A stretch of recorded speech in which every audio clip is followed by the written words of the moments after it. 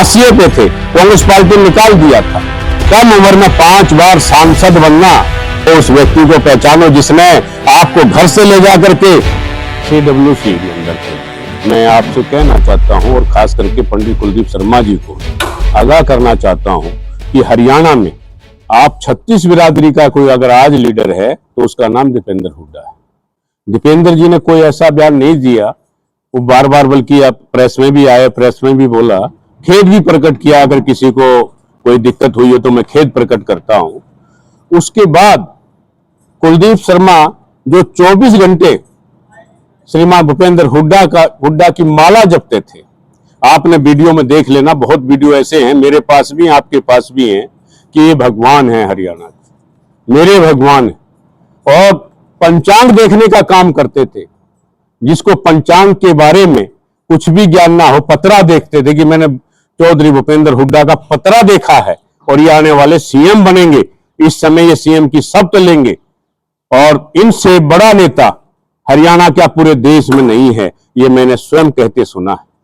दुर्भाग्य की बात है, जब आदमी का व्यक्तिगत स्वार्थ पूरा ना हो तब उस व्यक्ति के खिलाफ बोलना, उनके पुत्र के खिलाफ बोलना। दीपेंद्र हुड्डा एक पुत्र के अलावा हरियाणा के राजनीतिक हैं और बड़े राजनीतिक हैं।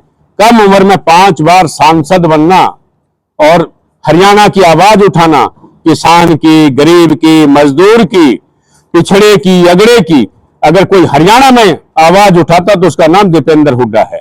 मैंने बहुत नजदीक से देखा इस परिवार को, आज तक उन्होंने किसी का बुरा नहीं सोचा। रही बात हमारे सिख भाइयों की, सिखों का इतना सम्मान करता है ये परिवार, मैंने नजदीक से देखा। इनके परदादा से लेकर दोनों को, पिता पुत्र जिसको ये कहते हैं लोग, माननीय भूपेंद्र हुड्डा और दीपेंद्र हुड्डा जी को सरदारों के बीच में रह करके उनका सम्मान करना, चाचा, ताऊ, अंकल कह के पुकारता ऐसा व्यक्ति जो कभी ऐसा सोच सकता है। लेकिन दुर्भाग्य की बात है, अब आओ कुलदीप शर्मा जी पर।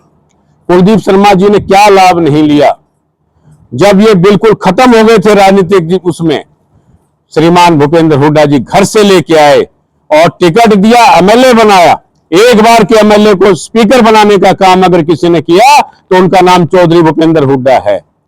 लेकिन मैं फिर कहना चाहता हूं, आपने करनाल में देखा हुआ, उनको करनाल में एमपी का टिकट दिया पार्टी ने, तब दिया जब उन आजाद लड़ गए थे, 2 या 3% वोट मिले थे कुल, मेरे ख्याल में 25,000 वोट मिले होंगे, शायद उनके सुपुत्र लड़े थे या ये लड़े थे, कुल 25,000 वोट, मतलब सबसे कम न्यूनतम वोट करनाल लोकसभा से, और बाद में तो हिंदुस्तान का रिकॉर्ड बना दिया।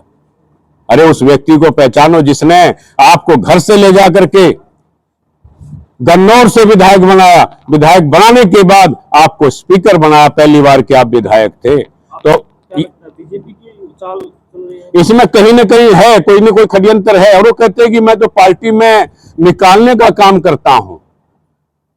मैं तो निकालने का काम करता हूं। उनसे पूछो आप 2005 में कहां थे, जब आपके पुत्र आजाद चुनाव लड़ा, तब आप कहां पर थे, किस जगह पर थे?